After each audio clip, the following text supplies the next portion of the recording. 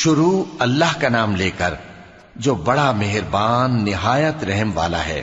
لوگو اپنے پروردگار سے ڈرو کہ قیامت کا زلزلہ ایک حادثہ عظیم ہے۔ اے مخاطب، جس دن تو اس کو دیکھے گا اس دن یہ حال ہوگا کہ تمام دودھ پلانے والی عورتیں اپنے بچوں کو بھول جائیں گی اور تمام حمل والیوں کے حمل گر پڑیں گے، اور لوگ تجھ کو مدہوش نظر آئیں گے، حالانکہ وہ مدہوش نہیں ہوں گے بلکہ عذاب دیکھ کر مدہوش ہو رہے ہوں گے۔ بے شک اللہ کا عذاب بڑا سخت ہے۔ اور بعض لوگ ایسے ہیں جو اللہ کی شان میں علم کے بغیر جھگڑتے اور ہر شیطان سرکش کی پیروی کرتے ہیں، جس کے بارے میں لکھ دیا گیا ہے کہ جو اسے دوست رکھے گا تو وہ اس کو گمراہ کر دے گا اور دوزخ کے عذاب کا رستہ دکھائے گا۔ لوگو، اگر تم کو مرنے کے بعد جی اٹھنے میں کچھ شک ہو تو ہم نے تم کو پہلی بار بھی تو پیدا کیا تھا، یعنی ابتدا میں مٹی سے، پھر اس سے نطفہ بنا کر، پھر اس سے خون کا لوتھڑا بنا کر، پھر اس سے بوٹی بنا کر جس کی بناوٹ کامل بھی ہوتی ہے اور ناقص بھی، تاکہ تم پر اپنی خالقیت ظاہر کر دیں۔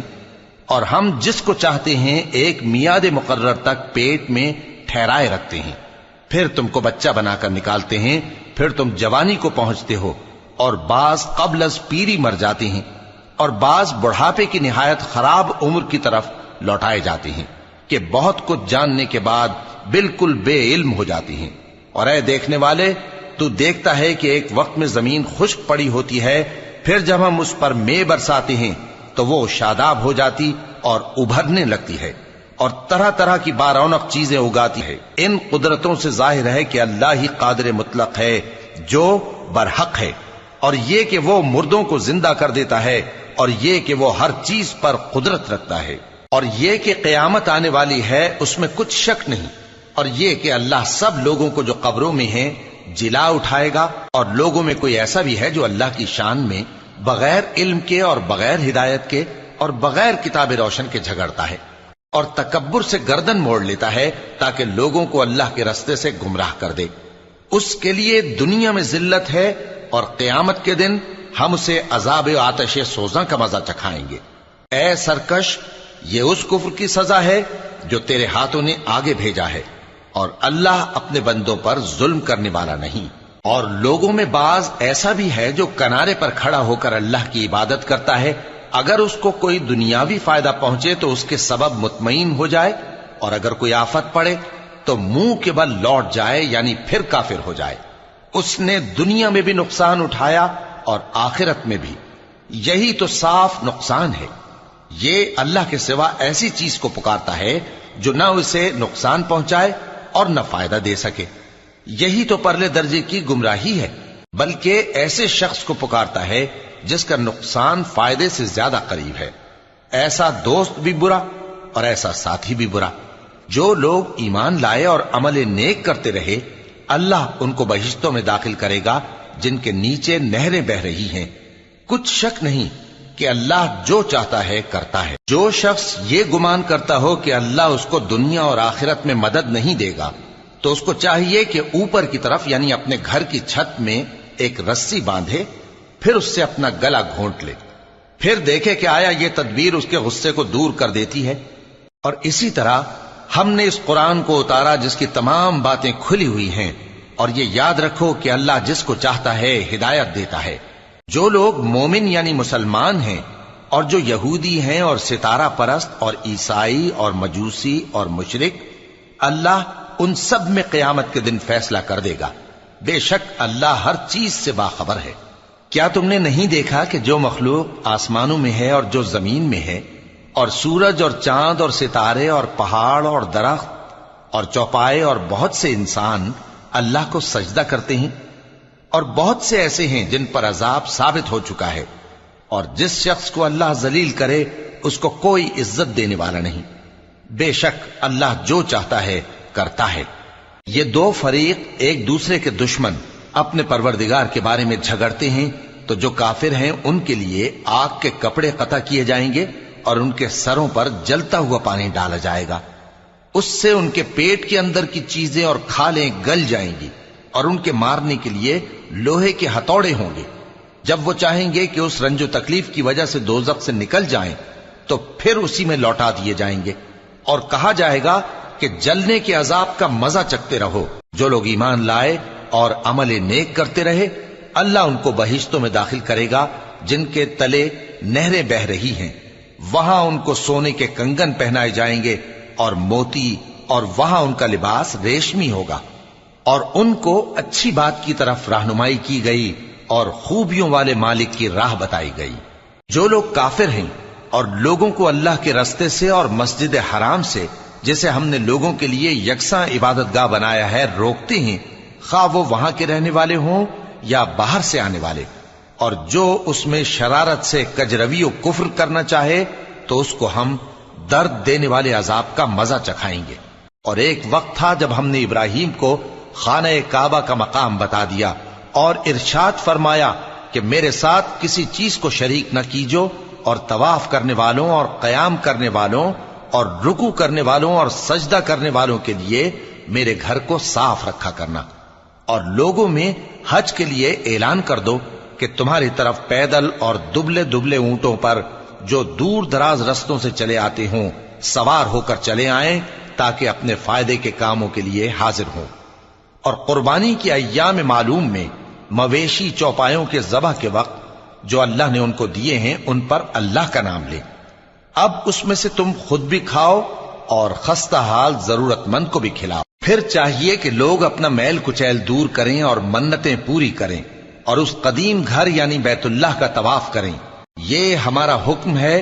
اور جو شخص ادب کی چیزوں کی جو اللہ نے مقرر کی ہیں تعظیم کرے تو یہ اس کے پروردگار کے نزدیک اس کے حق میں بہتر ہے۔ اور تمہارے لیے مویشی حلال کر دیے گئے ہیں سوائے ان کے جو تمہیں پڑھ کر سنائے جاتے ہیں، تو بتوں کی پلیدی سے بچو اور جھوٹی بات سے پرہیز کرو، صرف ایک اللہ کے ہو کر اور اس کے ساتھ شریک نہ ٹھہرا کر۔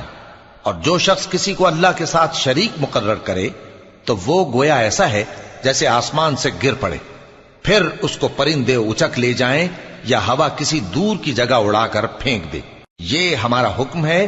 اور جو شخص ادب کی چیزوں کی جو اللہ نے مقرر کی ہیں تعظیم کرے تو یہ کام دلوں کی پرہیزگاری سے ہے۔ ان میں ایک وقت مقرر تک تمہارے لیے فائدے ہیں، پھر ان کو اس قدیم گھر یعنی بیت اللہ تک پہنچنا اور ذبح ہونا ہے۔ اور ہم نے ہر ایک امت کے لیے قربانی کا طریق مقرر کر دیا ہے تاکہ جو مویشی چوپائے اللہ نے ان کو دیے ہیں ان کے ذبح کرنے کے وقت ان پر اللہ کا نام لیں۔ سو تمہارا معبود ایک ہی ہے تو اسی کے فرما بردار ہو جاؤ اور عاجزی کرنے والوں کو خوشخبری سنا دو۔ یہ وہ لوگ ہیں کہ جب اللہ کا نام لیا جاتا ہے تو ان کے دل ڈر جاتے ہیں، اور جب ان پر مصیبت پڑتی ہے تو صبر کرتے ہیں اور نماز آداب سے پڑھتے ہیں، اور جو مال ہم نے ان کو عطا فرمایا ہے اس میں سے نیک کاموں میں خرچ کرتے ہیں۔ اور قربانی کے اونٹوں کو بھی ہم نے تمہارے لیے اللہ کے شعائر مقرر کیا ہے، ان میں تمہارے لیے فائدے ہیں، تو قربانی کرنے کے وقت قطار باندھ کر ان پر اللہ کا نام لو، پھر جب پہلو کے بل گر پڑیں تو ان میں سے کھاؤ، اور قناعت سے بیٹھ رہنے والوں اور سوال کرنے والوں کو بھی کھلاؤ۔ اس طرح ہم نے ان کو تمہارے زیر فرمان کر دیا ہے تاکہ تم شکر کرو۔ اللہ تک نہ ان کا گوشت پہنچتا ہے اور نہ خون، بلکہ اس تک تمہاری پرہیزگاری پہنچتی ہے۔ اسی طرح اللہ نے ان کو تمہارے زیر فرمان کر دیا ہے تاکہ اس بات کے بدلے کہ اس نے تم کو ہدایت بخشی ہے اسے بزرگی سے یاد کرو۔ اور اے پیغمبر، نیکوکاروں کو خوشخبری سنا دو، اللہ تو مومنوں سے ان کے دشمنوں کو ہٹاتا رہتا ہے۔ بے شک اللہ کسی خیانت کرنے والے ناشکرے کو دوست نہیں رکھتا۔ جن مسلمانوں سے خواہ مخواہ لڑائی کی جاتی ہے ان کو اجازت ہے کہ وہ بھی لڑیں، کیونکہ ان پر ظلم ہو رہا ہے، اور اللہ ان کی مدد کرے گا، وہ یقیناً ان کی مدد پر قادر ہے۔ یہ وہ لوگ ہیں کہ اپنے گھروں سے ناحق نکال دیے گئے، انہوں نے کچھ قصور نہیں کیا، ہاں یہ کہتے ہیں کہ ہمارا پروردگار اللہ ہے۔ اور اگر اللہ لوگوں کو ایک دوسرے سے نہ ہٹاتا رہتا تو خانقاہیں اور گرجے اور یہودیوں کے عبادت خانے اور مسلمانوں کی مسجدیں جن میں اللہ کا کثرت سے ذکر کیا جاتا ہے گرائی جا چکی ہوتی۔ اور جو شخص اللہ کی مدد کرتا ہے اللہ اس کی ضرور مدد کرتا ہے، بے شک اللہ توانا ہے، غالب ہے۔ یہ وہ لوگ ہیں کہ اگر ہم ان کو ملک میں حکومت دے دیں تو نماز قائم کریں اور زکوٰۃ ادا کریں اور نیک کام کرنے کا حکم دیں اور برے کاموں سے منع کریں، اور سب کاموں کا انجام اللہ ہی کے اختیار میں ہے۔ اور اگر یہ لوگ تم کو جھٹلاتے ہیں تو ان سے پہلے نوح کی قوم اور عاد اور سمود کی قومیں بھی اپنے پیغمبروں کو جھٹلا چکی ہیں، اور قوم ابراہیم اور قوم لوط بھی، اور مدین کے رہنے والے بھی، اور موسیٰ بھی تو جھٹلائے جا چکے ہیں۔ لیکن میں کافروں کو مہلت دیتا رہا، پھر میں نے ان کو پکڑ لیا، تو دیکھ لو کہ میرا عذاب کیسا سخت تھا۔ چنانچہ بہت سی بستیاں ہیں کہ ہم نے ان کو تباہ کر ڈالا کہ وہ نافرمان تھیں، سو وہ اپنی چھتوں کے بل گری پڑی ہیں، اور بہت سے کنویں بیکار اور بہت سے مضبوط محل ویران پڑے ہیں۔ سو کیا ان لوگوں نے ملک میں سیر نہیں کی تاکہ ان کے دل ایسے ہوتے کہ ان سے سمجھ سکتے، اور کان ایسے ہوتے کہ ان سے سن سکتے؟ بات یہ ہے کہ آنکھیں اندھی نہیں ہوتی، بلکہ دل جو سینوں میں ہیں وہ اندھے ہو جاتے ہیں۔ اور یہ لوگ تم سے عذاب کے لیے جلدی کر رہے ہیں، اور اللہ اپنے وعدے کے خلاف ہرگز نہیں کرے گا۔ اور بے شک تمہارے پروردگار کے نزدیک ایک روز تمہارے حساب کی روح سے 1000 برس کے برابر ہے۔ اور بہت سی بستیاں ہیں کہ میں ان کو مہلت دیتا رہا جبکہ وہ نافرمان تھیں، پھر میں نے ان کو پکڑ لیا، اور میری ہی طرف لوٹ کر آنا ہے۔ اے پیغمبر، کہہ دو کہ لوگوں میں تو تم کو کھلم کھلا خبردار کرنے والا ہوں، تو جو لوگ ایمان لائے اور کام نیک کیے ان کے لیے بخشش اور عزت کی روزی ہے، اور جن لوگوں نے ہماری آیتوں میں اپنے خیال میں ہمیں عاجز کرنے کے لیے دوڑ دھوپ کی، وہ اہل دوزخ ہیں۔ اور ہم نے تم سے پہلے کوئی رسول اور نبی نہیں بھیجا مگر اس کا یہ حال تھا کہ جب وہ کوئی آرزو کرتا تھا تو شیطان اس کی آرزو میں وسوسہ ڈال دیتا تھا، تو جو وسوسہ شیطان ڈالتا ہے اللہ اس کو دور کر دیتا ہے، پھر اللہ اپنی آیتوں کو مضبوط کر دیتا ہے، اور اللہ علم والا ہے، حکمت والا ہے۔ غرض اس سے یہ ہے کہ جو وسوسہ شیطان ڈالتا ہے اس کو ان لوگوں کے لیے جن کے دلوں میں بیماری ہے اور جن کے دل سخت ہیں ذریعہ آزمائش ٹھہرائے۔ بے شک ظالم لوگ مخالفت میں دور جا پڑے۔ اور یہ بھی غرض ہے کہ جن لوگوں کو علم عطا ہوا ہے وہ جان لیں کہ وہ یعنی وحی تمہارے پروردگار کی طرف سے حق ہے، تو وہ اس پر ایمان لائیں اور ان کے دل اللہ کے آگے عاجزی کریں۔ اور جو لوگ ایمان لائے ہیں اللہ ان کو سیدھے رستے کی طرف ہدایت کرتا ہے، اور کافر لوگ ہمیشہ اس کی طرف سے شک میں رہیں گے، یہاں تک کہ قیامت ان پر ناگہاں آ جائے یا ایک نامبارک دن کا عذاب ان پر آ واقع ہو۔ اس روز بادشاہی اللہ ہی کی ہوگی اور وہ ان میں فیصلہ کر دے گا، تو جو لوگ ایمان لائے اور عمل نیک کرتے رہے وہ نعمت کے باغوں میں ہوں گے، اور جو کافر ہوئے اور ہماری آیتوں کو جھٹلاتے رہے ان کے لیے ذلیل کرنے والا عذاب ہوگا۔ اور جن لوگوں نے اللہ کی راہ میں ہجرت کی پھر مارے گئے یا مر گئے ان کو اللہ اچھی روزی دے گا، اور بے شک اللہ بہترین رزق دینے والا ہے۔ وہ ان کو ایسے مقام میں داخل کرے گا جسے وہ پسند کریں گے، اور اللہ تو جاننے والا ہے، بردبار ہے۔ یہ بات اللہ کے ہاں ٹھہر چکی ہے، اور جو شخص کسی کو اتنی ہی ایذا دے جتنی ایذا اس کو دی گئی، پھر اس شخص پر زیادتی کی جائے تو اللہ اس کی مدد کرے گا۔ بے شک اللہ معاف کرنے والا ہے، بخشنے والا ہے۔ یہ اس لیے کہ اللہ رات کو دن میں داخل کرتا ہے اور دن کو رات میں داخل کرتا ہے، اور اللہ تو سننے والا ہے، دیکھنے والا ہے۔ یہ اس لیے کہ اللہ ہی برحق ہے، اور جس چیز کو کافر اللہ کے سوا پکارتے ہیں وہ باطل ہے، اور اس لیے کہ اللہ اونچی شان والا ہے، بڑا ہے۔ کیا تم نہیں دیکھتے کہ اللہ آسمان سے مے برساتا ہے تو زمین سرسبز ہو جاتی ہے؟ بے شک اللہ مہربان ہے، خبردار ہے۔ جو کچھ آسمانوں میں ہے اور جو کچھ زمین میں ہے اسی کا ہے، اور بے شک اللہ بے نیاز ہے، قابل ستائش ہے۔ کیا تم نہیں دیکھتے کہ جتنی چیزیں زمین میں ہیں سب اللہ نے تمہارے زیر فرمان کر رکھی ہیں، اور کشتیاں بھی جو اسی کے حکم سے سمندر میں چلتی ہیں، اور وہ آسمان کو تھامے رہتا ہے کہ زمین پر نہ گر پڑے مگر اس کے حکم سے۔ بے شک اللہ لوگوں پر نہایت شفقت کرنے والا مہربان ہے۔ اور وہی تو ہے جس نے تم کو حیات بخشی، پھر تم کو مارتا ہے، پھر تمہیں زندہ بھی کرے گا، اور انسان تو بڑا ناشکرا ہے۔